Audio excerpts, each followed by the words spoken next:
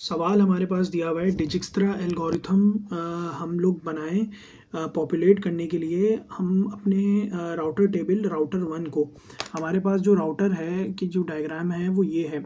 तो हम लोग क्या करेंगे कि हमारे पास 6 नोड्स हैं। अब सबसे पहले हम लोग क्या करेंगे, डिजिक्स्ट्रा हमें एल्गोरिथम करना है और राउटर वन के टेबल को हमें पॉपुलेट करना है। तो हम कोई एक राउटर पिक कर लेंगे। जैसे कि हमारे पास ये 6 राउटर थे तो हमने एक राउटर पिक कर लिया, R1 को पिक कर लिया।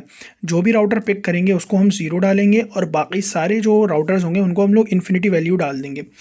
सेकंड स्टेप क्या होगा कि हम लोगों को उस R1 से जो भी कनेक्टेड राउटर होंगे हमें पहले उनको ड्रॉ करना है। जैसे R1 से कौन कौन से कनेक्ट हैं, R1 से कनेक्ट है आपका R2, R1 से कनेक्ट है R3 और R1 से कनेक्ट है R4 आपका। तो मैंने यही काम यहाँ पर करा है कि R1 से कनेक्ट है R2, R3 और R4। अब मैंने यहाँ पर पहले वैल्यू क्या रखी थी, इन्फिनिटी और इन्फिनिटी रखी थी। तो हम यहाँ पर इनकी वैल्यू सेट करेंगे इन्फिनिटी, ठीक है। इन सब की वैल्यू इन्फिनिटी हम सेट करेंगे। अब क्या करेंगे, जो इसकी अपनी वैल्यू होगी उसको पाथ की वैल्यू से ऐड कराएंगे और ये वैल्यू बनेगी आपकी नई अपडेटेड वैल्यू।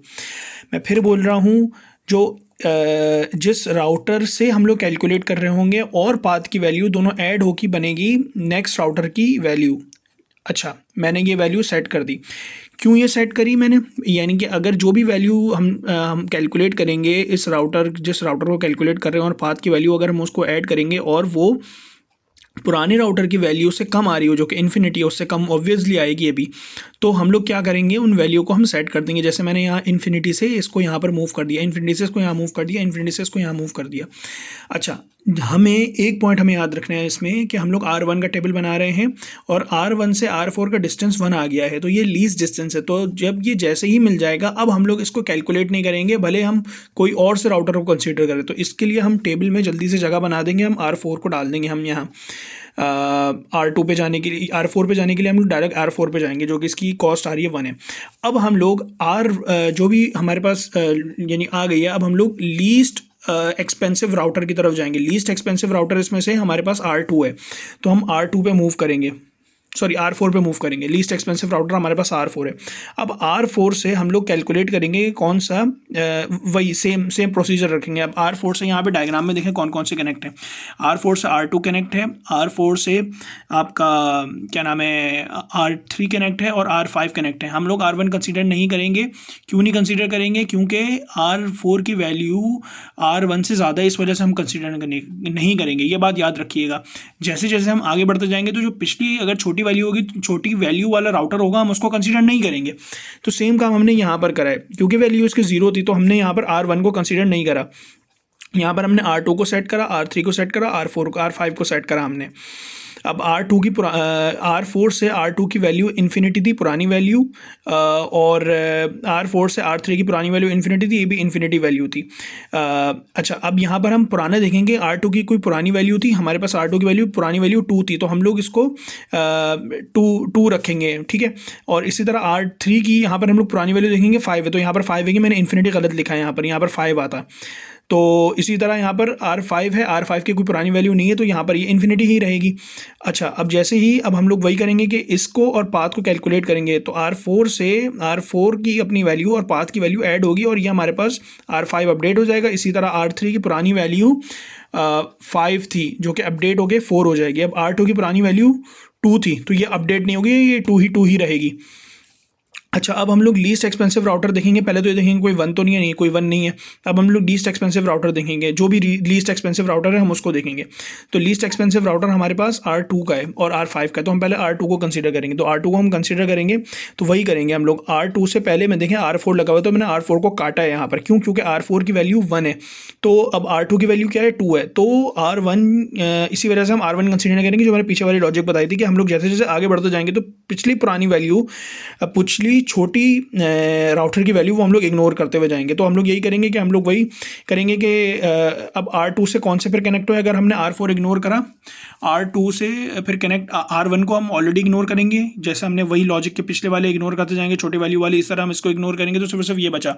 तो R3 से सिर्फ कनेक्ट रहेगा। तो ये R3 से कनेक्ट हुआ, इसकी पुरानी वैल्यू 4 थी और हमारे पास जब हमने R2 की वैल्यू और पाथ की वैल्यू को ऐड करा हमने, जो कि पाथ की वैल्यू 3 थी और R2 की वैल्यू 2 थी, तो हमने इसको ऐड करा तो 5 आई, तो हमने अपडेट नहीं करा, इसको उसको 4 का 4 छोड़ दिया। अब R5 पे सेम प्रोसीजर करेंगे। हाँ, R5 से R3 कनेक्टेड है, डायग्राम में R5 से R3 कनेक्टेड है, ये देखिए R5 ये रहा, और उससे R3 कनेक्ट है, R6 कनेक्ट है, R4 कनेक्ट है। R4 को इग्नोर करेंगे क्योंकि पिछली पुराने राउटर की छोटी वैल्यू हुई है। सेम यहाँ पर हम पुराने राउटर की छोटी वैल्यू कंसीडर नहीं करेंगे, लेकिन हम R3 कंसीडर करेंगे। R3 की वैल्यू 4 थी, R5 की वैल्यू 2 थी, तो और पाथ की वैल्यू 1 थी, तो 2 + 1 ये 3 हो जाएगा। इसी तरह R6 की वैल्यू पुरानी इन्फिनिटी थी, तो हम लोग पाथ की वैल्यू और इसकी वैल्यू कंसीडर करके इसको 4 करेंगे। तो अब आपके पास हर राउटर की वैल्यू आ जाएगी। जैसे R1 की हमने 0 कंसीडर करके चले थे, R2 की वैल्यू 2, R3 की वैल्यू 3, R4 की वैल्यू 1, R5 की, सबकी वैल्यू हम निकाल लेंगे। जब हमारे पास सबकी वैल्यू आ जाएंगे, उसके बाद हम लोग इस तरह सब राउटर रखेंगे, कोई कनेक्शन नहीं बनाएंगे, और यहाँ पर हम लोग उन सबकी वैल्यू जो हमने लिखी है उन सबकी वैल्यू साथ में लिख देंगे, और एक फिर हम टेबल बनाएंगे। उस टेबल के ऊपर हम लोग लिखेंगे अच्छा, वो टेबल कैसे बनेगा मैं बताता हूँ। देखिए, अब ये R1 का टेबल है, ठीक है। R1 से अब R1 से R2 में जाना है, तो हम लोग कैसे जाएंगे? हम लोग यहाँ पर अगर हम देखें, इस डिस्टेंस को हम लोग देखें, अब R2 से R4 इंटरमीडिएट राउटर है, तो इंटरमीडिएट राउटर जो है वो यहाँ पर आ जाएगा, वाया R2 ही जाएंगे हम, ठीक है। अब हमें R1 से R3 में जाना है। अब पहले हम देखेंगे इंटरमीडिएट राउटर है क्या R1 से R3 में? कोई इंटरमीडिएट यानी कि फॉरन यानी एडजेसेंट राउटर तो नहीं है। R1 और R3 एडजेसेंट राउटर नहीं है, बीच में कोई इंटरमीडिएट राउटर है। जब इंटरमीडिएट राउटर है तो हम लोग लीस्ट एक्सपेंसिव राउटर को सेलेक्ट करेंगे। तो लीस्ट एक्सपेंसिव राउटर इसमें से R4 है, तो हमने R4 को सेलेक्ट करा। अब R4 से हम R3 जाएंगे, तो R1 का टेबल है उसमें एडजेसेंट राउटर कौन सा आ जाएगा? R4। R3 पे जाने के लिए तो मैंने यहाँ पर R4 लिख दिया। इसी तरह अब R4 पे हमें जाना है, तो एडजेसेंट राउटर पहले हम देखेंगे। हाँ, R4 एडजेसेंट राउटर, तो हम लोग R4 लिख देंगे यहाँ पर, जैसे यहाँ पे लिखा हुआ है। अच्छा, इसी तरह अब हमें R5 पे जाना है। मैंने यहाँ R6 नहीं लिखा, R6 पे लिख देता हूँ यहाँ पे मैं। हाँ, अब R5 पे जाना है हमने। पहले हम देखेंगे एडजेसेंट है, नहीं एडजेसेंट कोई नहीं है, यानी R5 यहाँ पे एडजेसेंट नहीं है। अब R5 एडजेसेंट नहीं है, तो लीस्ट एक्सपेंसिव राउटर कौन सा है? 4 है, तो हम लोग इसकी जगह पे क्या डालेंगे? R4 डालेंगे यहाँ पर। इसी तरह R6 पे जाना है हमें, R1 से R6 पे जाना है, कोई एडजेसेंट नहीं है, तो जो लीस्ट एक्सपेंसिव है R4 हम उसको सेलेक्ट करेंगे, जो कि R4 है। R4 को हम यहाँ लिख देंगे, बस। ये रही कहानी भाई, ये रहा डिजिक्स्ट्रा एल्गोरिथम, और इस तरह हमारे पास राउटिंग